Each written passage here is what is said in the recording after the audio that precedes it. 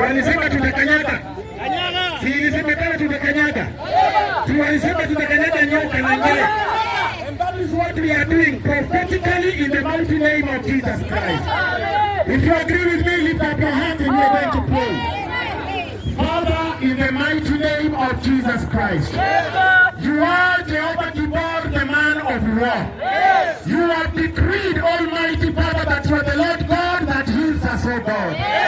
Father, this day, as we cross the Red Sea, O Lord, the Egyptians that we have been seeing will not see them anymore in the name of Jesus.